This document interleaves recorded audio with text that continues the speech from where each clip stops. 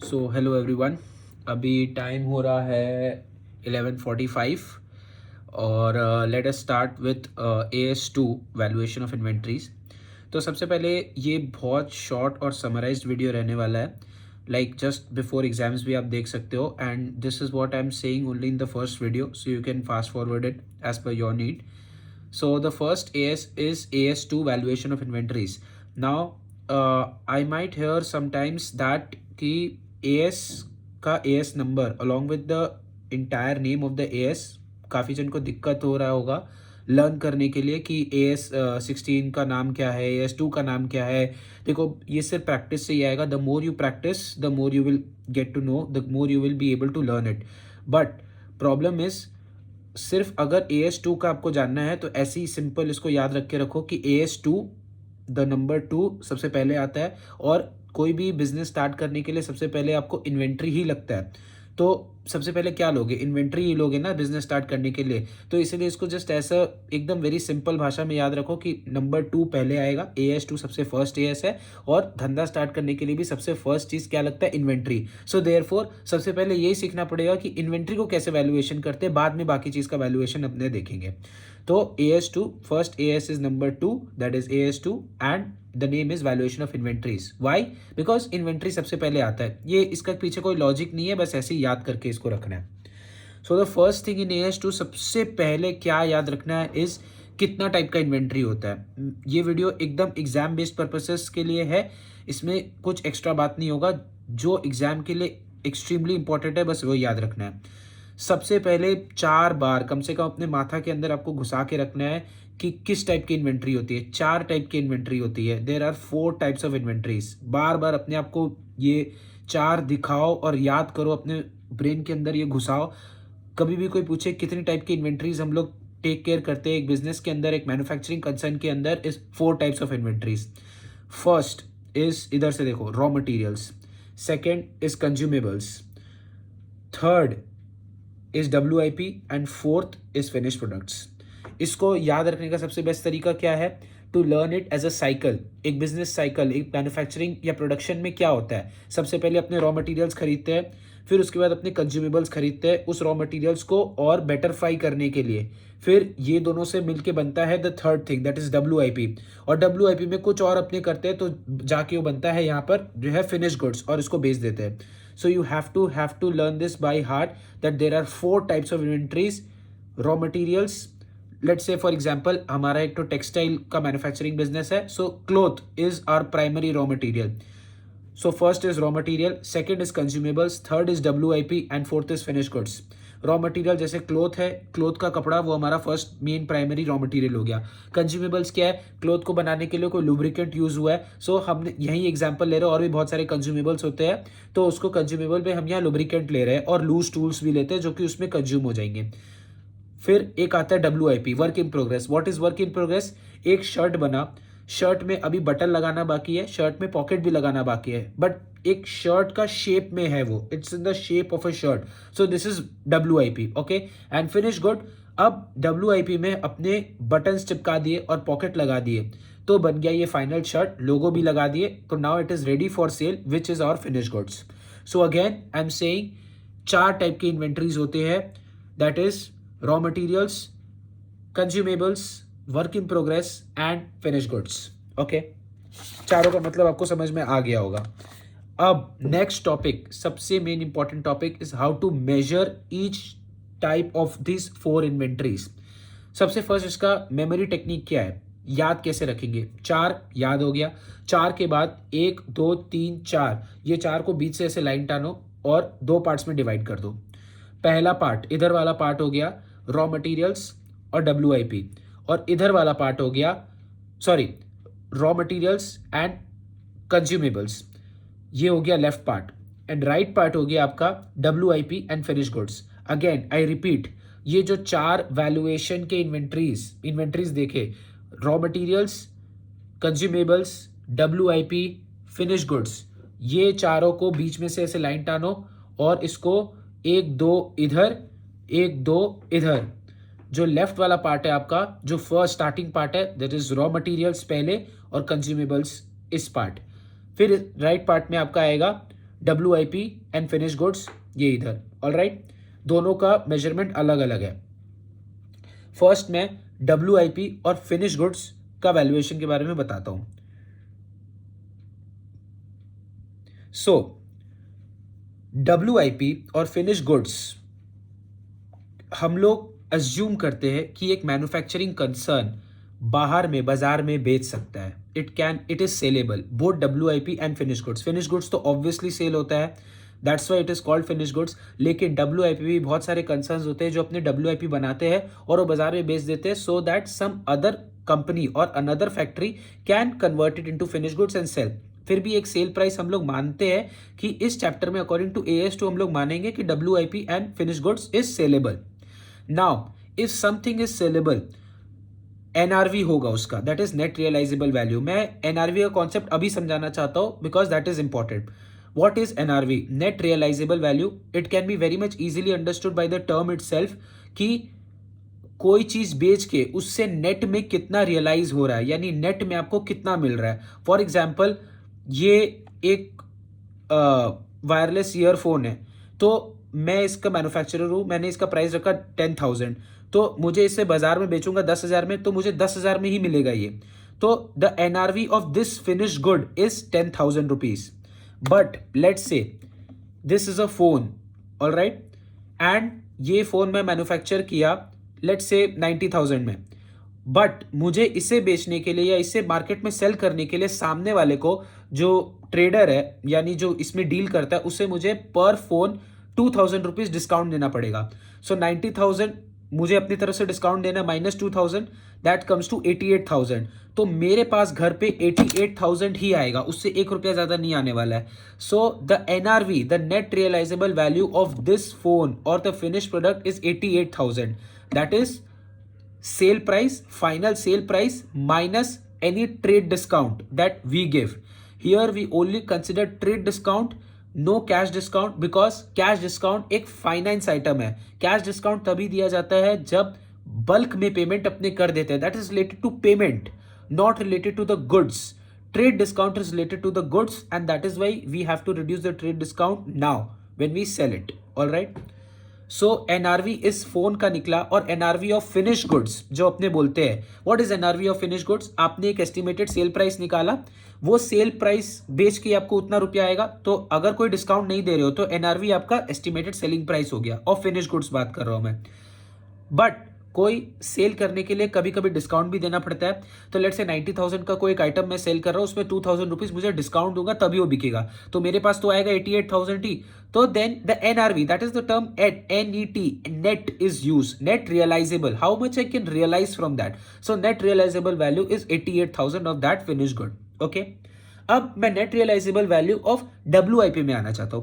अब देखो क्वेश्चंस में जब भी आपको दिया हुआ रहेगा, क्वेश्चंस में हमेशा net realisable value of finish goods ही दिया हुआ रहेगा। लेट्स से 90,000 आपको दिया।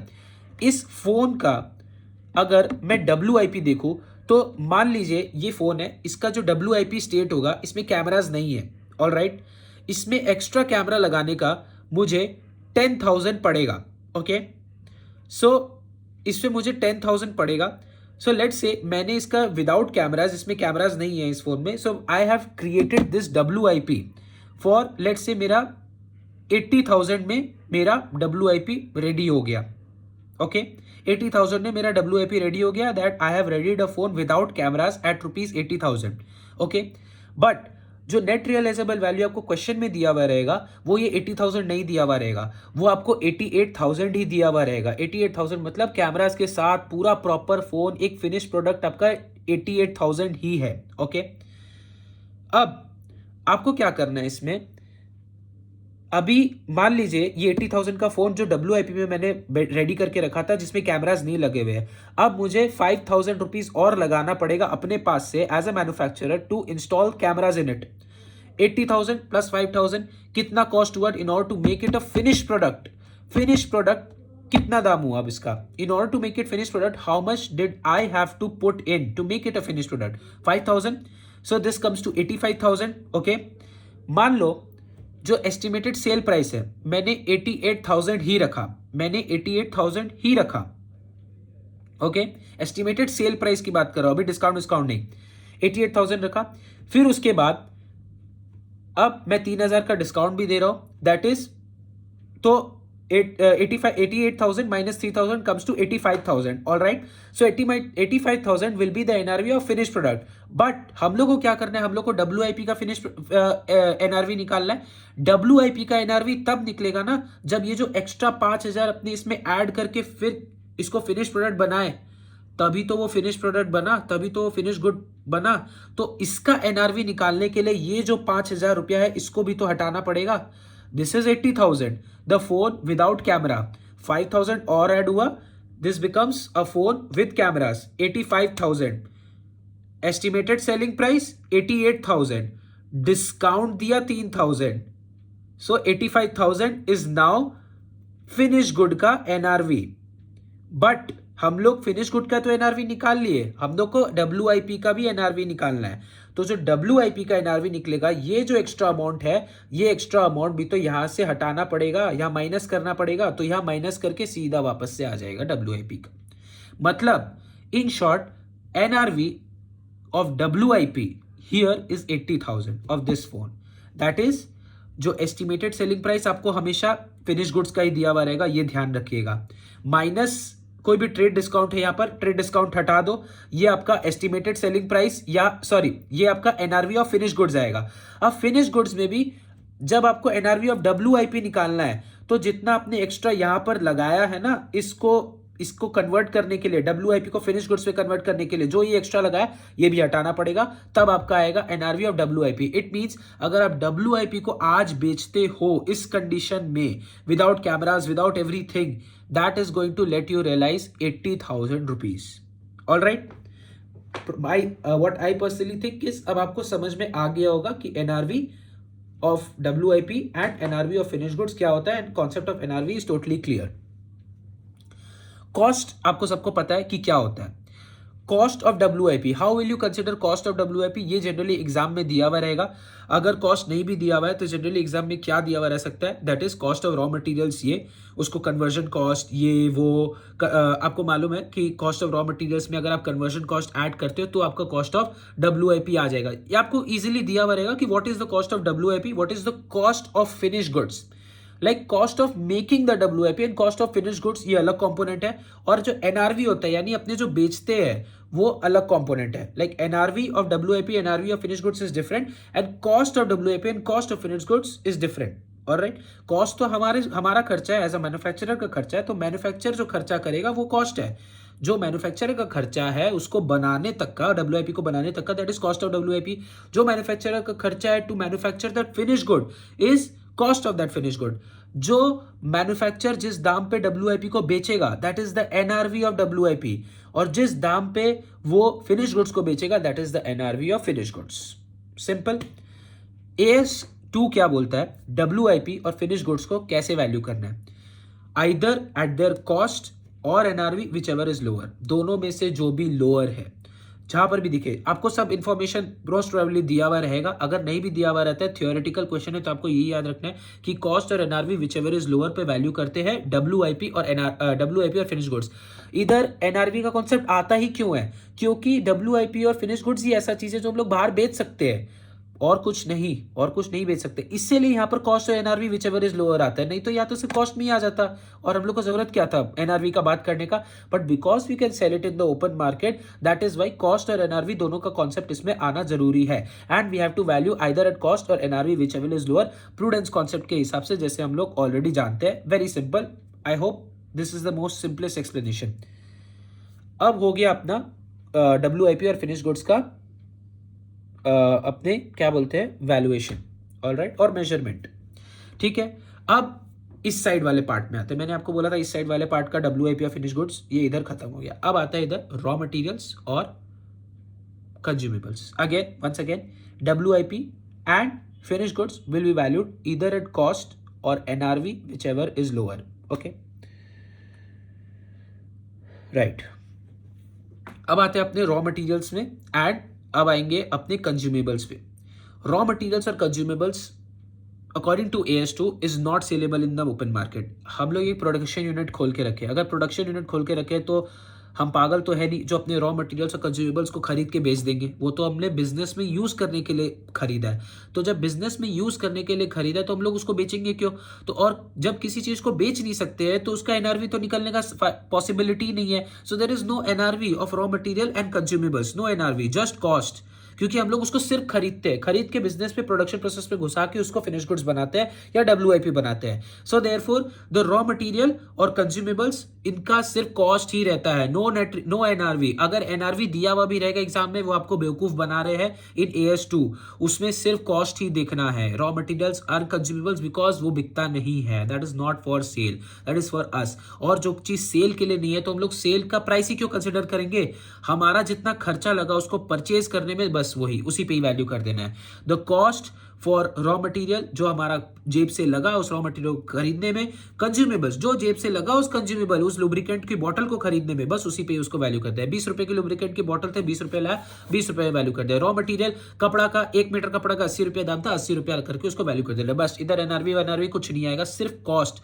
Therefore I repeat, raw materials and consumables both, left side वाले कैटेगरी का बात कर रहा हूं। लेफ्ट साइड में 4, 1 2 3 4 किया, आधा आधा हिस्सा किया, उधर उधर आपका चल गया डब्ल्यूआईपी एंड फिनिश गुड्स। इधर का बात कर रहा हूं मैं, इधर, that is raw materials and consumables. Raw materials consumables, raw materials and consumables will be valued only eight there cost, that's it. NRV का कोई कॉन्सेप्ट नहीं आता इधर। Raw materials and consumables will be valued at cost.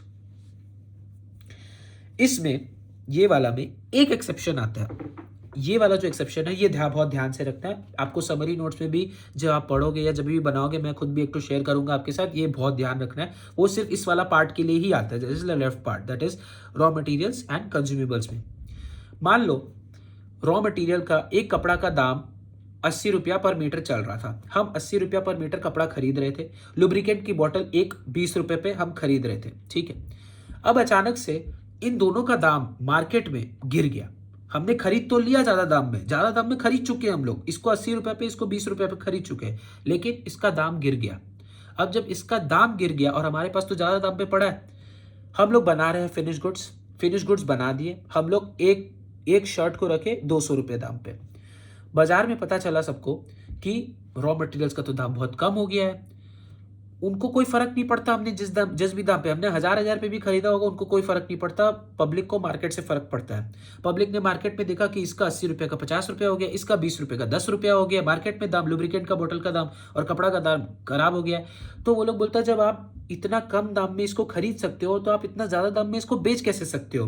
Problem arises there. But अभी हम cell की तरफ नहीं जा रहे। अभी हम लोग को वैल्यूएशन ऑफ इन्वेंट्रीज, अपने बुक्स ऑफ अकाउंट्स में क्या वैल्यू करना है उसके हिसाब से हम लोग को बात करनी है। तो जब इस पे बात करते हैं तो क्या होता है, जब अपना कपड़ा है और अपना लुब्रिकेंट का बॉटल है, रॉ मटेरियल्स एंड कंज्यूमेबल्स, अगर कोई कारण से दाम गिर जाता है, when there has been a decline in the price of materials in the open market, और सिर्फ यही नहीं, एक और कंडीशन है, फिनिश प्रोडक्ट शर्ट है, 200 रुपया है, और राइट, उसको भी बनाने का कुछ कॉस्ट लग रहा होगा, अब पब्लिक क्या है, उसको लेट से बनाने का कॉस्ट मेरा 180 रुपया लग रहा है। मैंने क्या बोला, मार्केट में हम लोग 200 में बेच रहे हैं, लेकिन कॉस्ट हमारा बनाने में 180 रुपया, एक proper shirt full finish good का 180 रुपया लग रहा है।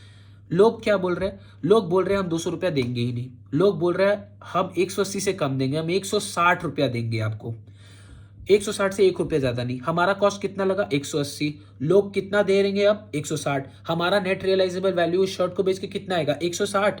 कॉस्ट तो लग गया 180 टोटल बनाने में। और ये तब होगा जब इसका मार्केट प्राइस गिर जाएगा, क्योंकि तभी पब्लिक को पता चलेगा कि इसका मार्केट प्राइस गिर चुका है और अब इसको हम लोग इतना ज्यादा दाम नहीं देंगे, हम लोग कम दाम पे इसको बोलेंगे, हम लोग फोर्स करेंगे इसको कि हम लोग इतना दाम पे नहीं खरीदेंगे, हम लोग कम दाम पे खरीदेंगे। 80 की कपड़ा हो गया 50, 20 रुपए की लुब्रिकेंट की बोतल का हो गया दाम 10। फिनिश गुड्स जो कि हमारा शर्ट है जो 200 रुपए पे पहले बेच रहे थे, एमआरपी था 200, लेकिन तो नेट रियलाइजेबल उस समय 200 होगा, हाँ। लेकिन अब क्या हुआ, पब्लिक बोल रही है, और हम लोग का जो कॉस्ट है 200 माइनस 20 रुपये हम लोग प्रॉफिट रख रहे थे, 180 पे हम लोग बना रहे थे। जिस मटेरियल पे हम लोग लिए थे, याद रखना 80 रुपया और 20 रुपया की बॉटल पे, ये खर्चा पे हम लोग 180 कॉस्ट था हमारा, सब कुछ ऐड वैड होके हम लोग का 180 रुपया पड़ रहा था। और भी जो प्रोडक्शन प्रोसेसेस है 200 रुपये में बेच रहे थे, 20 रुपये का प्रॉफिट रख रहे थे। लेकिन ये तो हमारा इस जो पहले खरीद चुके थे ज्यादा दाम पे, उस पे हमारा कॉस्ट है उस पे हमारा कॉस्ट है, ओके। लेकिन अब पब्लिक बोलती है अब इतना नहीं देगी, अब वो 160 रुपया देगी। तो पहले नेट रियलाइजेबल वैल्यू था 200, अब हो गया net realisable value 160। Net realise, और ये हमारा कॉस्ट 180। तो net realisable value is less than the cost, मतलब खर्चा ज्यादा लग गया, खर्चा ज्यादा लग गया हमारा उससे जितना आएगा, मतलब जितना खर्चा लगा उतना नहीं आएगा, उससे कम रुपया आएगा। सो देयरफॉर ये कंडीशन, दो कंडीशन ये भी दिमाग में फीड करके रखना। There are two conditions, only two conditions where there is an exception in the way how we value raw materials and consumables, when the prices of raw materials and consumables fall substantially in the market and the cost of the finished product जो पुराना लिए थे that exceeds इससे ज्यादा the NRV, the net realizable value of the finished product। अब तो 160 हो गया, 160 से ज्यादा 180, तो 160 से ज्यादा है तो कॉस्ट ज्यादा हो गया, right. Cost of the finish product will exceed net realizable value, alright. जब ये दोनों कंडीशन फुलफिल होंगे, याद रखना कोई दोनों में से एक नहीं, दोनों कंडीशन, इसका मार्केट में प्राइसेस भी फॉल हो गया एंड इसका कॉस्ट ज्यादा लग रहा है और दाम मतलब रुपया कम मिलेगा, the cost exceeds the net realisable value, okay. Cost of the finish product we exceed the net realisable value. तब अपने क्या करेंगे हम लोग, इसको जो है, इसका जो हम लोग ऑलरेडी हाई दाम पे रिकॉर्ड कर लिए थे, इसको 80 रुपया पे, इसको 20 रुपया पे, इसको हटाओ, साफ करो, इधर से साफ करो। हम लोग इसका रिप्लेसमेंट कॉस्ट खोजेंगे। रिप्लेसमेंट कॉस्ट क्या, इसको अगर इसके बदले अगर हम लोग कोई दूसरा चीज लेते हैं या सेम ही चीज लेते हैं अभी बाजार से, अभी करंटली बाजार से अगर हम लोग इसको रिप्लेस करते हैं, कितना रुपया पे हम लोग ले सकते हैं, 50 रुपया पे कपड़ा का थान आएगा और 10 रुपया पे लुब्रिकेंट की बोतल, बस। Replacement cost is the best substitute. ये 80 और 20 को भूल जाओ। अगर ये दो कंडीशन सेटिस्फाई हो गई है, 80 और 20 को भूल जाओ। जो रिप्लेसमेंट कॉस्ट है 50 और 10, जो हमारा रिप्लेसमेंट कॉस्ट है, बस रिप्लेसमेंट कॉस्ट ही उसका होगा आपका कॉस्ट, बस। Alright, may be the best available measure of the realizable value. The replacement cost of the materials, in such circumstances the replacement cost of the materials may be the best available measure of their net realizable value। बस यही करना है और कुछ नहीं करना है। इसका मतलब रिप्लेसमेंट कॉस्ट क्या, बहुत सिंपल है। अगर आप जो एग्जिस्टिंग है, यानी जो मटेरियल आपने 80 पे खरीदा था और जो लुब्रिकेंट की बोतल आपने 20 पे खरीदी थी, ये दो कंडीशन सेटिस्फाई हो गई। अब अगर हम लोग इसको रिप्लेस करते हैं, रिप्लेस करेंगे तो किस दाम पे हम लोग को यही सेम चीज मिल जाएगा, मार्केट से 50 से मिल जाएगा, है कि नहीं, और वो 10 पे मिल जाएगा, बस ये लिख दो। बाकी पुराना 80 और 20 सब इरेज कर दो, जस्ट इरेज इट, इस पे लिख दो, बस यही कंडीशन है, okay. Cost of inventories, cost of inventories, cost of purchase, cost of inventories and cost of purchase. Cost of purchase बहुत इजी है, बहुत सिंपल सा टॉपिक है, आपको ज्यादा कुछ नहीं करना है। जो परचेज प्राइस है, मान लीजिए 50 रुपये, मान लीजिए एक मीटर कपड़ा का दाम 50 रुपया मैं किसी से खरीद रहा हूँ, मैं रॉ मटेरियल खरीद रहा हूँ, उस पर 10 रुपये मुझे पर मीटर 10 रुपये कुछ खर्चा करना पड़ेगा उसे यहाँ लोकेशन पे लाने के लिए और बाकी इंटरनेट यूज तक लाने के लिए। जितना भी यहाँ तक खर्चा लगेगा, आपका ड्यूटीज एंड टैक्सेस हो गया, फ्रीट्स हो गया, सब कुछ जो लग चुका है, अब वापस कुछ नहीं मिलेगा, वो लग चुका है, टोल्स, टैक्सेस, ये वो, यहाँ पर खरीदे, ऑर्डर दिए उसको 50 रुपये मीटर का, 50 रुपये मीटर के बाद 10 रुपया ये, 10 रुपया टोल, 10 रुपया कमीशन, यहाँ तक लाने के लिए फैक्ट्री में फाइनल आ गया। यहाँ पर मान लीजिए यहाँ पर आते आते हम लोग का 80 रुपया पर मीटर लग गया, दैट इज 80 रुपया मीटर, दैट 80 रुपया मीटर इज द कॉस्ट, यही कॉस्ट है हमारा रॉ मटेरियल्स का, ठीक है। और बाकी इन्वेंट्रीज का भी वैसे ही होता है। बट इसके अंदर मान लीजिए यहाँ पर सबसे फर्स्ट ऑर्डर प्लेस किया 50 रुपये मीटर का, इसके बाद एक तो जीएसटी आ गया, जीएसटी उसने बोला, हम लोगों ने जीएसटी पे किया, मान लीजिए 10 रुपया जीएसटी पे किया, लेकिन वो 10 रुपया में मालूम है 10 रुपया बाद में मिल जाएगा। यहाँ पर 10 रुपये पे करके लाए, प्रोड्यूस किए, प्रोड्यूस करने के बाद ये बेचे और फिर बाद में यही 10 रुपया घूम के यहाँ पर आ चुका है। जब आ गया तो हम लोग नहीं रिकॉर्ड करेंगे। ये 10 रुपया को हटा दो, सिर्फ हटा दो। 50, 10 रुपया जीएसटी, 10 रुपया हैंडलिंग चार्जेस या और अदर चार्जेस जो कि नॉन रिफंडेबल है, दीज आर नॉन रिफंडेबल, ये वापस से नहीं मिलेगा। 50 plus 10 refundable GST plus 10 any non refundable taxes duties जो भी, तो 50 प्लस 10 नहीं करेंगे, 50 प्लस 10 बस इधर वाला 60, दैट्स इट। ये 10 रुपये वाला जो कि हम लोग को वापस मिल जाएगा, हम लोग इसको नहीं कंसिडर करेंगे, एज सिंपल एज दैट।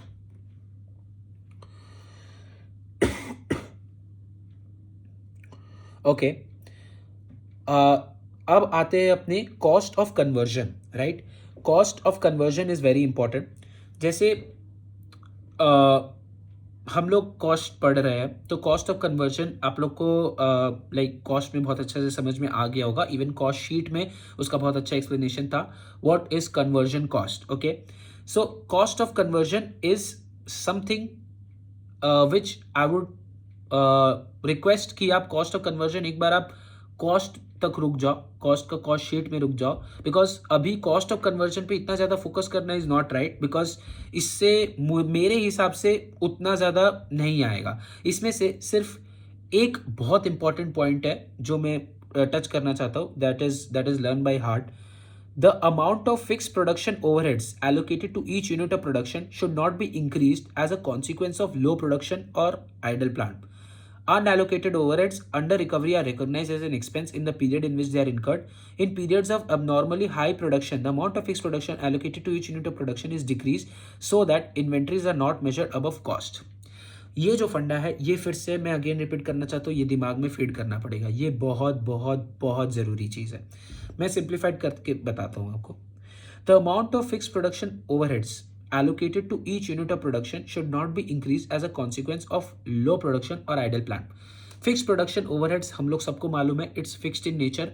इसको हम लोग ऐसे घटा बढ़ा नहीं सकते हैं, ये फिक्स्ड है, ठीक है। अगर जैसे मान लीजिए नॉर्मल कैपेसिटी है, नॉर्मल कैपेसिटी में क्या होता है, प्लांट 100 यूनिट्स रोज के बना रहा है। फिक्स प्रोडक्शन कैपेसिटी मान लीजिए 10,000 रुपये है, 10,000 रुपये 10,000 रुपये है, और आपका 10,000 रुपये आपका फिक्स प्रोडक्शन ओवरहेड्स लगता है 100 यूनिट्स बनाने के लिए।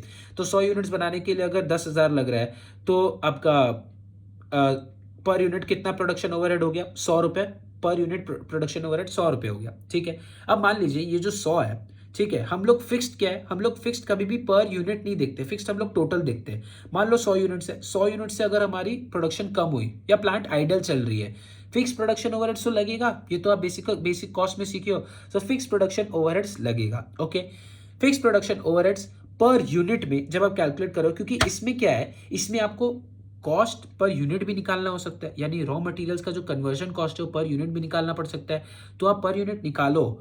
लेकिन जैसे मान लीजिए 10,000 था, ठीक है, अब आपका प्रोड्यूस ही हो रहा है 50 पीस, 100 पीस नहीं हो रहा है, 50 पीस ही प्रोड्यूस हो रहा है। तो आप क्या सोच रहे हो कि हम लोग इसकी जो कॉस्ट है इसमें पूरा का पूरा थोड़ी ऐड कर सकते हैं, पूरा का पूरा नहीं ऐड करना है। ओके, मान लो 50 पीस ही हो रही है, आप इसको पर यूनिट वाइज करके इसमें ये इसका जो आधा है यानी 50, ये जो 50 पीस यूनिट्स हो रही है, इसमें सिर्फ 50 का ही फिक्स्ड ओवरहेड्स लगाना है। लेकिन फिक्स्ड ओवरहेड्स लगता तो पूरा में ही है, वो लगेगा 10,000 का 10,000 ही, भले ही 50 यूनिट्स क्यों ना बने। तो 50 यूनिट्स का 50,000 पर यूनिट कॉस्ट इसके अंदर घुसा दिया, और जो एक्स्ट्रा 5,000, लेट्स से 5,000 हमारा एक्स्ट्रा बच रहा है, ये तो लगेगा, ये बचेगा नहीं। भले ही अगर कम प्रोडक्शन भी हो रहा है, this will not be saved, this will be an expense. ये जो है, जैसे 100 यूनिट्स थे, 100 यूनिट्स के लिए 10,000 रुपीज। अब 100 यूनिट्स का 500, सॉरी 100 यूनिट्स थे, 100 यूनिट्स के 10,000 रुपये लग रहे थे, 50 यूनिट्स अब बनने लग गए हैं, तो पर यूनिट लगेगा पूरा 10,000 ही, ठीक है। लेकिन हमें तो हर यूनिट के हिसाब से ये जो फिक्स्ड ओवरहेड्स है इसमें एलोकेट करना पड़ेगा, तो ये पूरा का पूरा एलोकेट 50 यूनिट में नहीं कर सकते। We can not add this 10,000 cost entirely to the cost of this 50 units, no. 50 का प्रोपोर्शन में घालो, इसका जो है यहां तक और यहां तक 2 पार्ट, जो यहां का 2 पार्ट है ये इसके अंदर घालो, और जो एक्स्ट्रा ये पार्ट बच गया ये एक्सपेंस जाएगा, ये पीएल में चल जाएगा, बस यही है, एकदम सिंपल। पूरा बन रहा है, मान लो पूरा से अगर कम बन रहा है, फिक्स्ड ओवरहेड्स पूरा ही लगेगा, लेकिन अब इसका कॉस्ट निकालने के लिए जो 50 है, इसका कॉस्ट निकालने के लिए इसका जो ये ओवरहेड्स लगा यहाँ से, ये तो इसको एलोकेट करना पड़ेगा, तभी हम लोग इसका पर यूनिट प्रोडक्शन कॉस्ट बढ़ेगा। तो इसको बढ़ाओ, 50 तक ही बढ़ाओ, लेकिन जो एक्स्ट्रा ये जो 5,000 रुपये लग रहा है, ये कहीं नहीं जाए, कोई सेव नहीं हो रहा है, ये लगेगा और इसको एज एन एक्सपेंस पीएल में दिखाना है। बस यही है, simple.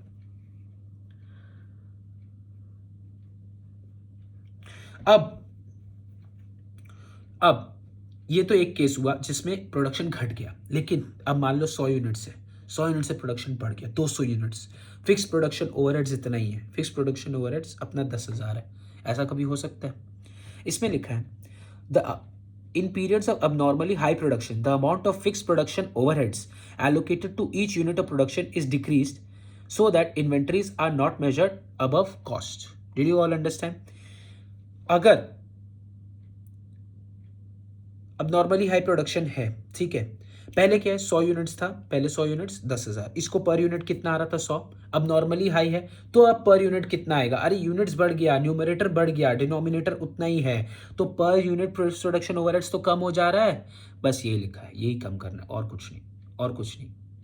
That's it, very simple concept. 100 है, इतना अगर कम लगा तो इतना तक, मतलब ये फुल है, दिस इज फुल और दिस इज फुल, 100 यूनिट्स, ये 100 यूनिट्स, ये 10,000 यूनिट्स, फुल लगा 10,000, इससे कम प्रोडक्शन हुआ यहाँ तक, इसको इधर एलोकेट कर दो, और जो एक्स्ट्रा 5,000 है पीएल में एक्सपेंस, ज़्यादा लगा इतना ही, ये इससे पूरा ज़्यादा लगा, ज़्यादा प्रोडक्शन हुआ, लगा 10,000, तो पर यूनिट इसको डिवाइड करो, अगर per unit घुसाना, per unit decrease हो जाएगा, बस पर यूनिट डिक्रीज करके इसमें घुसा देना है, इसका कॉस्ट में इंक्रीज कर देना है, so that the inventories are not measured above cost. Very simple.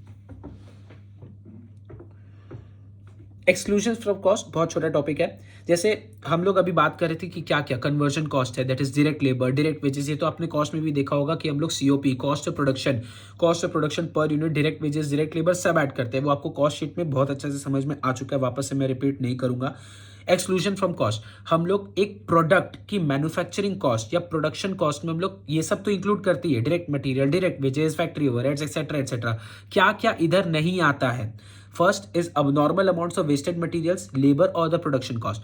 कुछ भी नॉर्मल कोर्स ऑफ बिजनेस में जो भी खर्चे आएंगे, जहां जैसे आपने कॉस्ट शीट में पढ़ा है, सब कुछ इसके अंदर इंक्लूड होगा। कुछ भी ऐसा abnormal अमाउंट हो गया, जैसे abnormal लॉस, 10 मतलब मान लीजिए कुछ रॉ मटेरियल था, कुछ रॉ मटेरियल abnormally खराब हो गया, मान ले कैंची ऐसे कटता था, कैंची हमेशा परफेक्ट ही कटता था, वो कपड़ा को एकदम परफेक्टली काटता था, कोई कारण से कोई कपड़ा एक दिन एक मशीन में फंस गया और वो कपड़ा खराब हो गया, तो हम लोग उसको हटाएंगे नहीं, वो दैट इज अब normal loss, we will not calculate it in that of the production. वो अब नॉर्मली हुआ, रेगुलर कोर्स ऑफ बिजनेस में कभी कपड़ा खराब होता ही नहीं है, साल में एक बार कभी ऐसा हो जाता है, वो भी बाई एक्सीडेंट, उसको नहीं लेंगे। अब normal amounts of wasted materials, वो खराब हो गया कपड़ा मशीन में फंस के गलती से, once in a year will not take.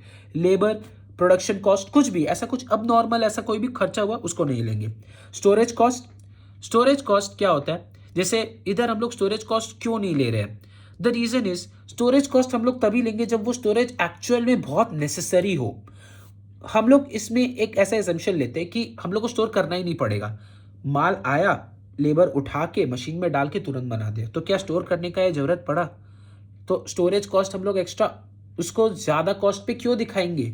फालतू में अपने कुछ भी ऐसे दिखा के कि हाँ इसका 10,000 रुपया लगा था, जबकि कोई जगह था ही नहीं, 10,000 लगा ही नहीं, तो हम लोग क्यों, हम लोग ऐसा नहीं कर सकते, as doesn't allow us. So what we can do is, अगर जैसे मान लो एक फ्रेंच फ्राइज मंगवाया, ठीक है, फ्रेंच फ्राइज को प्रोसेस करके इसको कोल्ड स्टोरेज में रखना बहुत जरूरी है, और इसका कॉस्ट लगेगा ही लगेगा, इसके बिना ये खराब हो जाएगा, इसके बिना दिस कांट बी सोल्ड और this can't be processed in the production chain, so therefore इसका स्टोरेज कॉस्ट लगेगा, because it is necessary to make it saleable. Other storage cost, कोई भी नॉर्मल स्टोरेज कॉस्ट अगर कुछ भी आपको कंफ्यूज करने के लिए देगा वो एग्जाम में, आप मत लीजिएगा, और अगर लीजिएगा भी तो आप उसे नोट लिख दीजिएगा कि since it is necessary for making that inventory move further in the production process and make it saleable, therefore we are including storage cost। ये storage cost का point याद रखिएगा। Administrative overheads that do not contribute to bringing the inventories to the present location and condition, office का administration overheads है, आप लोग सब जानते हैं, जैसे इसमें हम अभी AS2 पढ़ रहे हैं, हम अभी कॉस्ट शीट नहीं पढ़ रहे, कुछ भी एडमिनिस्ट्रेटिव ओवरहेड्स लगा जो कि हम अभी सिर्फ रॉ मटेरियल्स की मतलब कॉस्ट, उसकी कॉस्ट, मैं कभी कॉस्ट ऑफ प्रोडक्शन नहीं पढ़ा रहा हूँ। I am not talking about cost of production, I am talking about cost of raw materials, cost of consumables, cost of WIP and cost of finished goods. I am not talking about production here's. Cost of production के बाद में, ठीक है। Admin overheads that do not contribute to bringing the inventories, जैसे कुछ भी, जैसे कोई भी स्टाफ है, ठीक है, एक वॉचमैन है मेरा, ऑफिस का वॉचमैन का खर्चा 10,000 रुपया महीना का, ऑफिस का वॉचमैन का खर्चा, क्या वो एट्रीब्यूटेबल था? वो थोड़ी फोन करके बोला था कि हाँ भाई 10,000 माल भेज देना, 10,000 माल सप्लायर को भेजना, 10,000 रॉ मटेरियल, 10,000 मीटर का कपड़ा मेरे को चाहिए, वो नहीं भेजा था। वो तो सिक्योरिटी गार्ड है, वो भी ऑफिस का। तो वो जो एडमिन ओवरहेड्स में जाएगा। वो एडमिन ओवरहेड्स हम लोग ये सब में नहीं लेंगे। Any kind of admin overheads which can not be directly related to this production, मतलब रॉ मटेरियल्स को इधर से इधर लेके आने में जो नहीं कर सकते उसको नहीं लेना है। That's it, simple.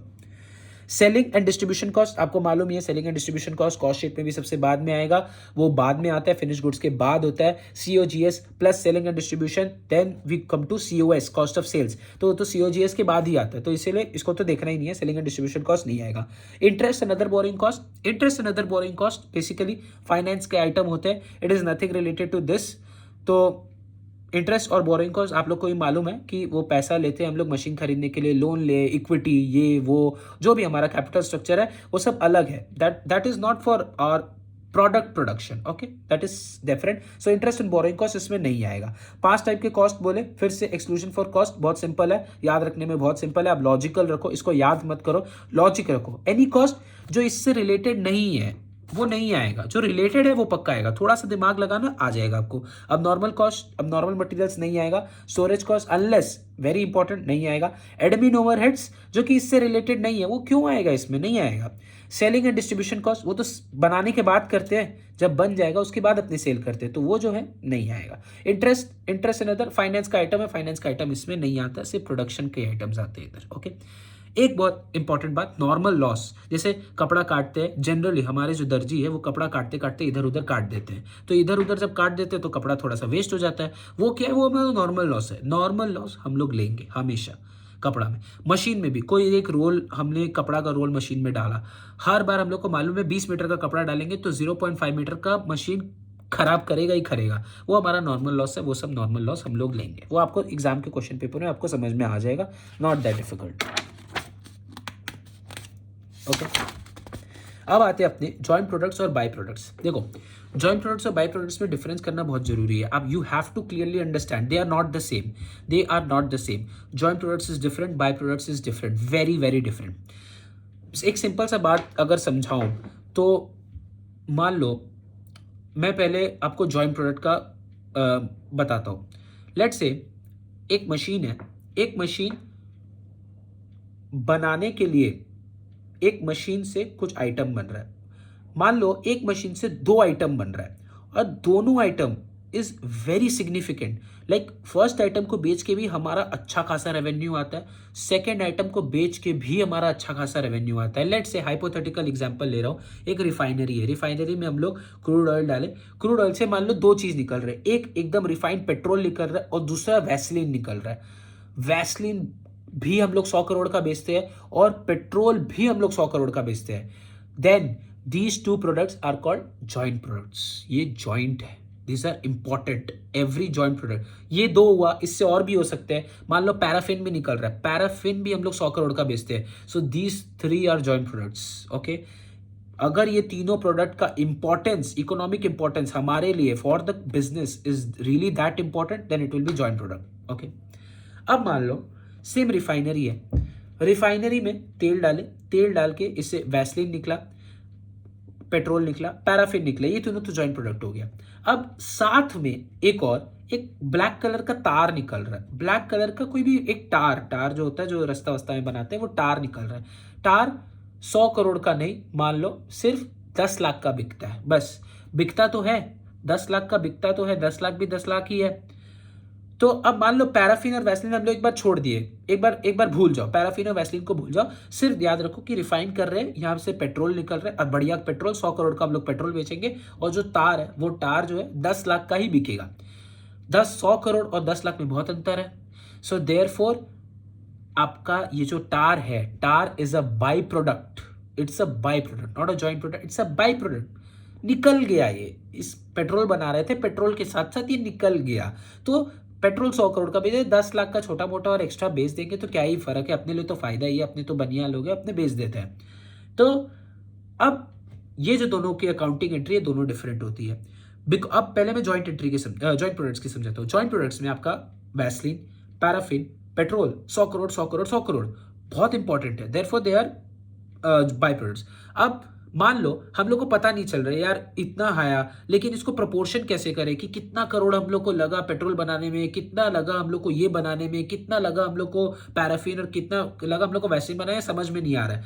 मान लो हम लोग मटेरियल 50 करोड़ का घुसाए थे, 50 करोड़ का हम लोग का वो कॉस्ट था रिफाइंड ऑयल का, हम लोग को ये तीनों का नहीं मालूम, समझ में नहीं आ रहा है कैसे करें। तो अब ये जो जॉइंट प्रोडक्ट्स है, जॉइंट प्रोडक्ट्स को हम लोग करेंगे कैसे। हम लोग देखें कि पैराफिन बिका 60 करोड़ का, वही 100 करोड़ के रेंज में ही बिक रहा, मतलब उसके आसपास ही। मान लो पैराफिन बिका 60 करोड़ का, पेट्रोल बिका 110 करोड़ का और अपना वैसलीन बिका 90 करोड़ का, सबका रिलेटिव सेल्स वैल्यू है।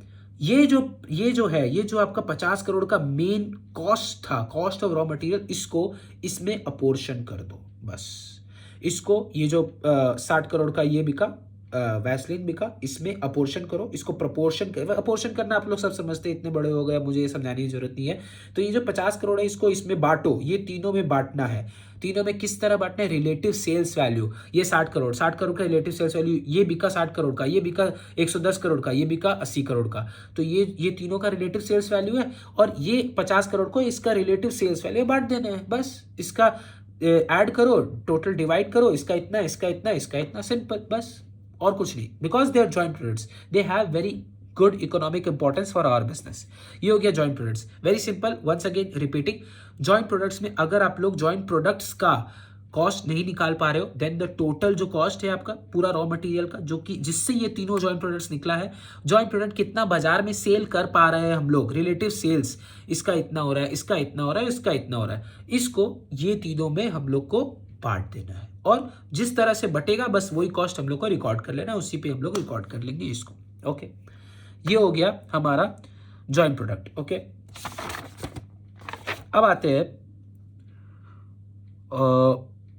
हाँ, और जॉइंट प्रोडक्ट भी, अब जॉइंट प्रोडक्ट में एक बहुत छोटा सा एक्स्ट्रा बात है कि आपको कब पता चलेगा, कब ये पोर्शन करना है। जब दिख गया हाँ भाई पेट्रोल पूरा निकल चुका है, ये वैक्स पूरा निकल चुका है, वैसलीन पूरा निकल चुका है, तभी कर लो। जब पूरी रेडी हो गया, ये भी पूरा रेडी हो गया बेचने के लिए, ये भी रेडी हो गया, ये भी रेडी हो गया, तीनों का तीनों रेडी हो गया, अब तब डिस्टिंक्शन कर लो। या फिर मान लो पेट्रोल फर्स्ट स्टेज में निकल गया था, फिर इस स्टेज में वैसलीन नहीं निकला, वैसलीन के एक पहले वाला आइटम निकला, अभी इसको और थोड़ा सा प्रोसेस करके वैसलीन बनेगा, लेकिन बनेगा वो जरूर। तो वो प्रोसेस डालो, वो प्रोसेस का खर्चा डालो, खर्चा डालने के बाद जब प्रॉपर वैसलीन बन जाए तब कर दो।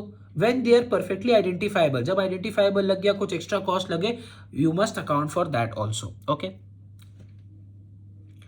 अब इधर आया बाय प्रोडक्ट्स, बाकी सब भूल जाओ, एक दो प्रोडक्ट ही देखो। एक तो आपका निकल रहा था पेट्रोल, रिफाइंड पेट्रोल, जो कि मैं 100 करोड़ में बेच रहा हूं।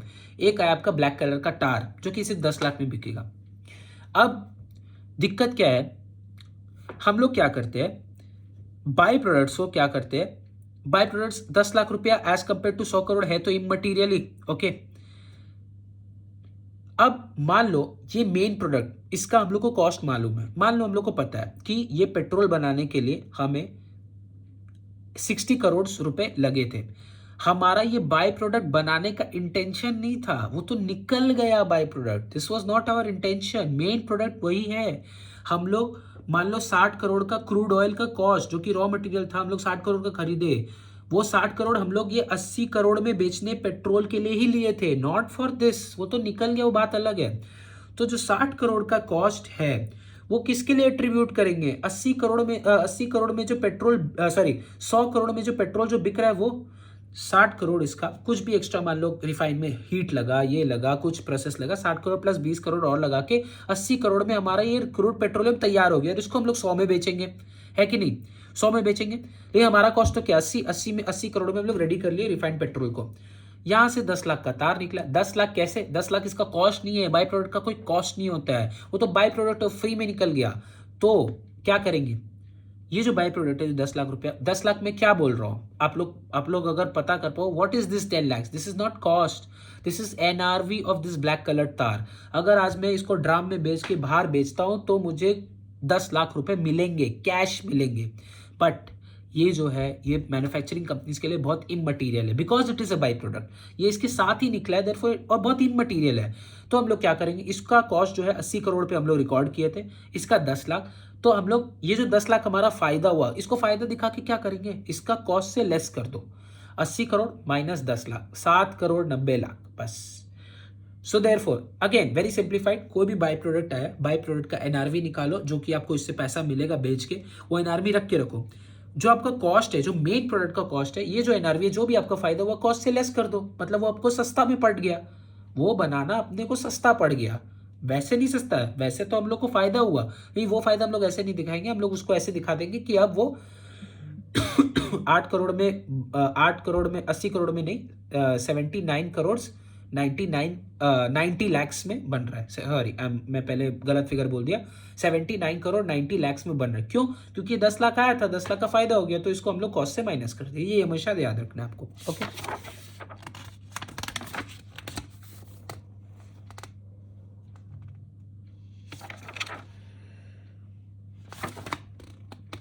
ओके। सो एनआरवी मैंने आपको समझा चुका है ऑलरेडी, एनआरवी तो हो चुका है अपना, एनआरवी को में कोई दिक्कत नहीं है। The last topic is cost formula. Okay, cost formula क्या है?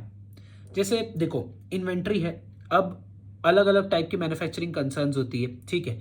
जैसे कोई एक मैन्युफैक्चरिंग कंसर्न है जो बहुत अलग अलग टाइप का प्रोडक्ट बना रही है और हर प्रोडक्ट उसका बहुत इंपॉर्टेंट है। For example iPhone, Apple makes iPhone, iPad, AirPods, everything is very very important.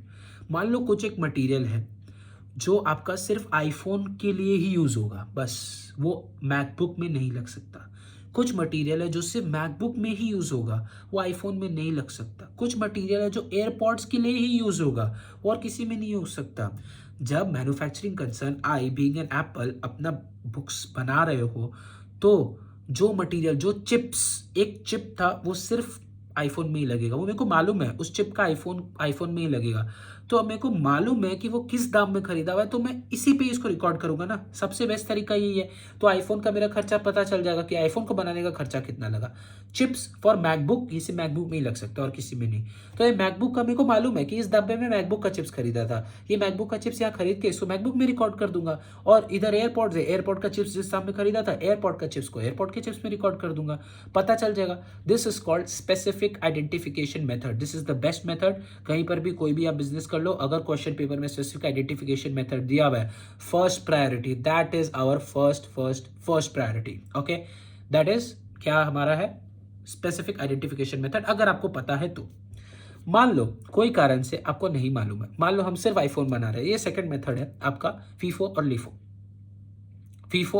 Sorry not LIFO, FIFO and weighted average, ठीक है। दो ही मिस कारण है, बहुत ईजी आपको लर्न हो जाएगा, FIFO and weighted average. Okay, जिसको बोलते हैं हिस्टोरिकल कॉस्ट फॉर्मूलाज, मतलब पहले मान लो आप आईफोन बनाते हैं, आपको मालूम है बहुत ज़्यादा स्टॉक में बनता है हमारा आईफोन। तो पिछले साल हमने बहुत सारे चिप्स खरीदे, पिछले साल जनवरी के महीने में, फरवरी, मार्च, हर क्वार्टर में अलग अलग क्वांटिटी में खरीदे और अलग अलग दाम पे खरीदा था। कभी ज़्यादा दाम पे खरीदा, कभी कम दाम पे खरीदा, बहुत फ्लक्चुएशन है। खरीद के स्टॉक करें, स्टॉक करने के बाद हम लोग का आया, इस साल अब हम लोग को बनाना है, रॉ मटेरियल है, इस साल जो बना रहा है वो कैसे पता चलेगा कि किससे बना है? सबसे फर्स्ट मेथड हमारा है फीफो। जो जनवरी में अपने स्टॉक खरीदे थे, इस साल अप्रैल में हमने स्टार्ट कर रहे हैं, सबसे पहले जो खरीदे थे चल उसी से बनाते हैं ना सबसे पहले। तो जिस माल से वो खरीदे थे सबसे पहले इसी से ही बनाओ, तो अभी का जो है, अभी का कॉस्ट क्या उससे ही रिकॉर्ड होगा। फिर जब वो जो जनवरी में खरीदे सारा खत्म हो गया, अब मेरे को ये भी सब खत्म होकर बिक चुका है, अब मेरे को दूसरा बैच बनाना है। दूसरा बैच अब किससे? जो दिसंबर में एकदम रिसेंट में खरीदा उससे नहीं। फीफो का मतलब क्या हुआ? FIFO means first in and first out, सबसे पहले आया और सबसे पहले बाहर जाएगा। फरवरी का जो स्टॉक है, जो हमने फरवरी में खरीदा, अब फरवरी में अब वो अब यूज होगा माल बनाने के लिए। थर्ड में जो अब मार्च में जो माल खरीदा, जब ये एग्जॉस्ट हो गया सब कुछ, मार्च, फिर मार्च का मार्च अभी यूज होगा, फिर अब तो ऐसे करके सबसे फर्स्ट जो सबसे फर्स्ट खरीदा वो अभी सबसे फर्स्ट में प्रोडक्शन में यूज होगा, that is only called FIFO. जो जनवरी का माल है जो अलग दाम पे खरीदे थे उसको पहले रिकॉर्ड करके खत्म करो, बन गया प्रोड्यूस हो गया बेच के खत्म। फिर फरवरी में खरीदे जस्ट उसके बाद जो खरीदे थे पिछला साल, अब उसको और ऐसे कर करके लास्ट एंड में जब लास्ट बैच बनेगा वो जो लास्ट खरीदे अपने यानी मंथ ऑफ दिसंबर में जो खरीदे वो दिसंबर से लेके रख के रख दो, that is known as FIFO. Very simple. Okay, weighted average. Weighted average मुझे समझाने की जरूरत नहीं है, वेटेड एवरेज आप लोग को काफी अच्छा से आता है, तो फिर भी मैं एक बार समझा देता हूं। यानी इस साल मान लो हमारा अकाउंटिंग ईयर जनवरी टू दिसंबर ही चलता है, ठीक है, और मैन्युफैक्चरिंग ईयर भी हमारा वैसे ही चलता है। दिसंबर के बाद जनवरी में हम लोग नया नया प्रोडक्शन स्टार्ट करते हैं।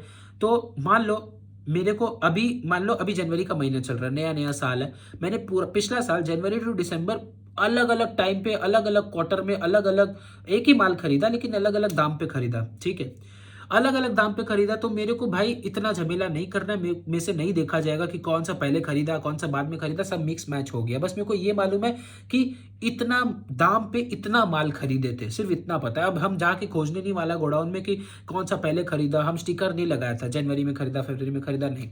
अब क्या करें, वेटेड एवरेज क्या होता है, टोटल कितना खरीदा सबको ऐड करो, जनवरी में कितना खरीदा, फरवरी में कितना खरीदा, मार्च में कितना खरीदा। एफएम में आप पढ़ रहे होगे कैसे वेट्स निकालते हैं, वेट्स निकालो डिवाइड कर करके, सबका वेट्स निकाला, जिस प्राइस पे खरीदा उसको इनटू प्राइस कर दो, उसको इनटू प्राइस कर दो, divide by total, divide by total, यानी टोटल प्राइस आपका कितना लगा सब कुछ खरीदने में, सबको ऐड करना है। मतलब जितना प्रोपोर्शनेट अमाउंट है, जितना वेट से आपका वेट्स इनटू उस बैच का जो दाम है सबको ऐसे ऐड करो, एमआरसी करो, डिवाइड बाय यानी टोटल कॉस्ट जितना अभी तक लगा तो आपका वेटेड कॉस्ट आ जाएगा। Okay, weighted average cost formula एक फिक्स्ड पर्टिकुलर कॉस्ट आएगा सबका वेटेड एवरेज करके। आप लोग को वेटेड एवरेज आता है, अभी नहीं भी समझ में आ रहा होगा, धीरे धीरे आप एफएम के जब लेक्चर्स करेंगे सर लोग के, बहुत अच्छा से वेटेड एवरेज आपको आ जाएगा। इट्स वेरी सिंपल, इससे ज्यादा और जरूरत नहीं है। लास्ट इस हिस्टोरिकल कॉस्ट फॉर्मूलाज हो गया। Non historical cost formula, what is non historical, एक है स्टैंडर्ड कॉस्ट और एक रिटेल मेथड। स्टैंडर्ड कॉस्ट मेरे हिसाब से अभी हमें समझाया नहीं गया है तो स्टैंडर्ड कॉस्ट अपने रहने देते, रिटेल मेथड ही ज्यादातर एग्जाम में आता है एज पर सर।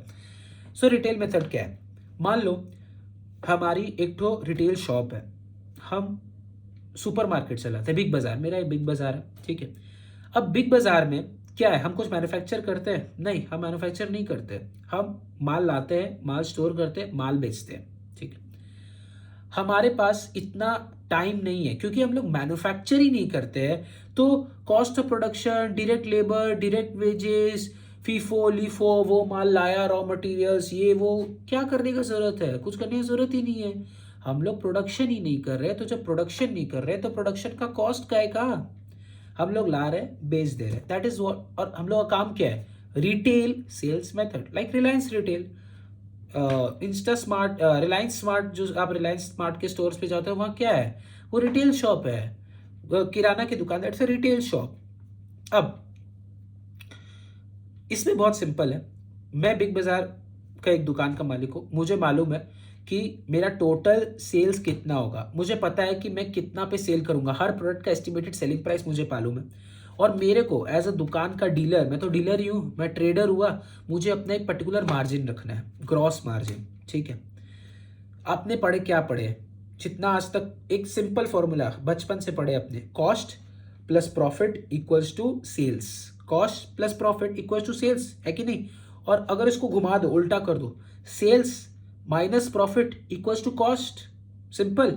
वापस से cost plus profit equals to sales, उल्टा कर दो, sales minus profit equals to cost, simple.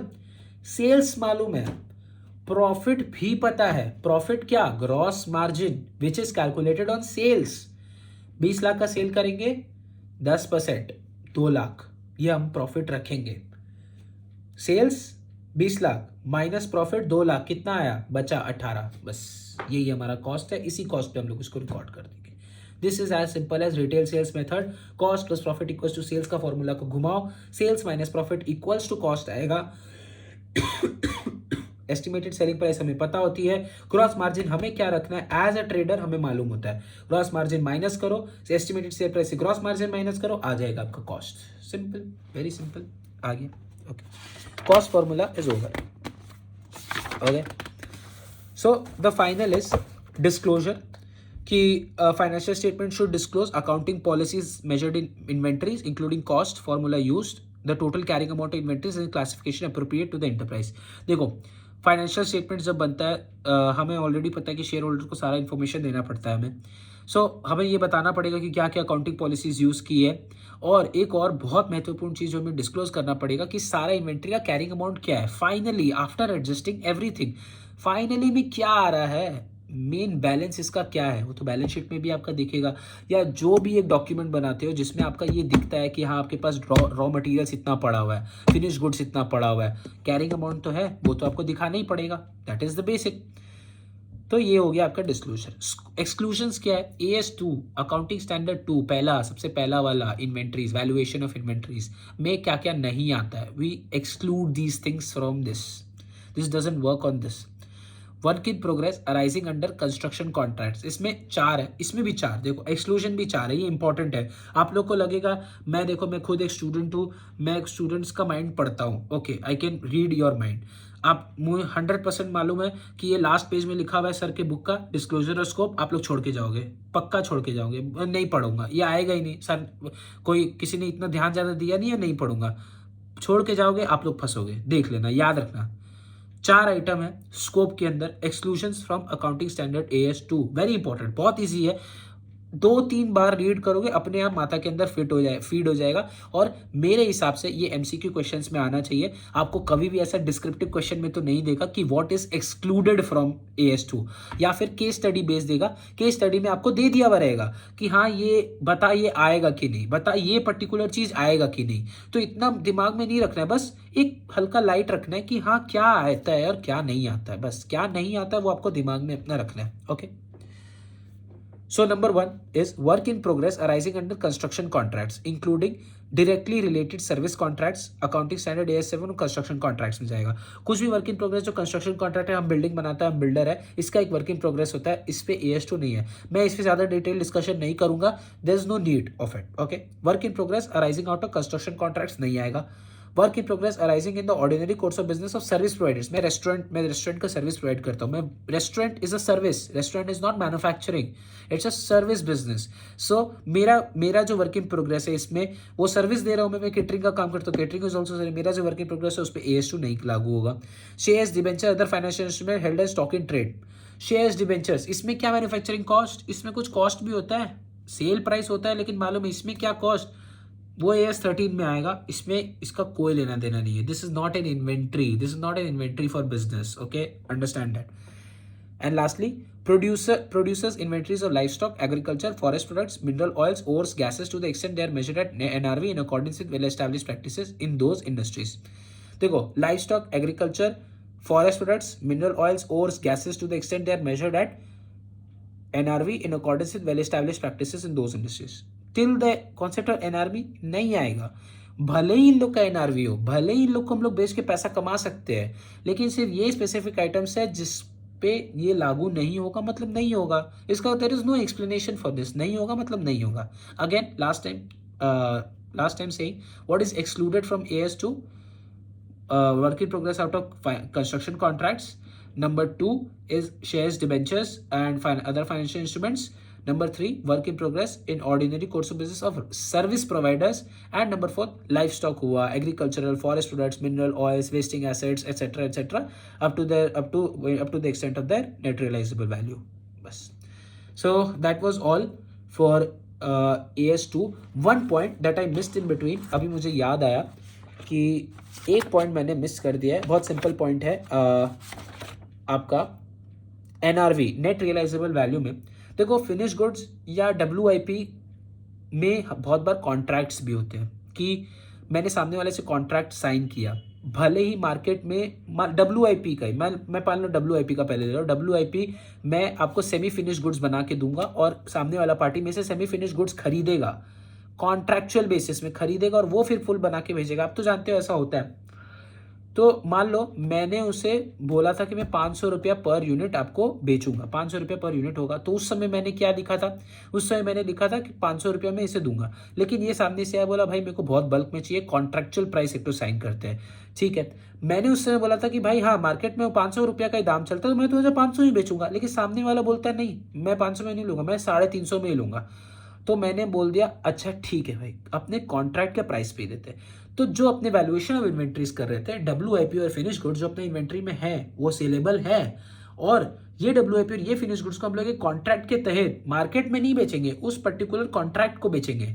तो मान लो अभी हम लोग नहीं बेचे लेकिन बना के रख दिए, हम लोग का बुक्स में पड़ा है, फैक्ट्री में पड़ा है, तो किसी ना किसी चीज पे तो वैल्यू करना पड़ेगा। तो वो जो फॉर्मूला था cost NRV which ever is lower, अब इधर NRV का वो कॉन्सेप्ट नहीं आएगा। जो कॉन्ट्रेक्चुअल प्राइस है वो कॉन्ट्रेक्चुअल प्राइस पे ही इसको हम लोग देखेंगे। ओके, यही हो जाएगा इसका NRV। ओके, यही हो जाएगा इसका NRV। फॉर एग्जाम्पल आपका ये एक बुक में भी लिखा हुआ है, the net realisable value of the quantity inventory held to satisfy firm और sale service contract based on contract price. बस आपका NRV ये हो जाएगा, वैल्यूएशन नहीं बोल रहा हूं मैं इसका NRV हो जाएगा। आप सोचोगे NRV तो मार्केट प्राइस पे होना चाहिए, मार्केट पे तो 500 में बेच सकता हूं मैं, तो मैं इसका NRV क्यों नहीं, आप कॉन्ट्रैक्ट में वो WIP। और मान लो फिनिश गुड्स भी, फिनिश गुड्स आपने बोला कि मैं ये शर्ट आपको फिनिश करके इतना में दूंगा, मान लो 1000 रुपया पर पीस पे दूंगा। उस समय जो मार्केट रेट मेरा 1000 रुपये में 1000 है, वो बोला नहीं मैं 800 में ही खरीदूंगा, कॉन्ट्रैक्ट साइन करा लिया, बल्क में खरीदेगा, 800 में कॉन्ट्रैक्ट साइन करा लिया, इसका सेमी फिनिश गुड्स का 350 में कॉन्ट्रैक्ट साइन करा लिया। अब आप सोचोगे कि भाई इसका तो मैं 500 में बेच सकता हूँ, इसको मैं 1000 में बेच सकता हूँ, तो इससे मुझे नेट रियलाइजेबल वैल्यू तो मुझे ये रिकॉर्ड करना चाहिए। नहीं, अगर कॉन्ट्रैक्चुअल प्राइस में ये दोनों लॉक हो गया है तो इसका जो कॉन्ट्रैक्ट प्राइस है वही इसका NRV होगा, WIP जो कि 350, और फिनिश गुड्स का आप NRV ये लिखोगे 800 रुपया, ठीक है, जो आपको कॉन्ट्रैक्ट प्राइस में हो गया था। So that was all for AS2। मैं मेरे हिसाब से जितना शॉर्ट हो सकता था, जितना सिंप्लीफाइड एक्सप्लेनेशन हो सकता था, मैंने वो दिया अपनी तरफ से। अच्छा लगा तो बताना आप लोग। So thank you all and good night everyone.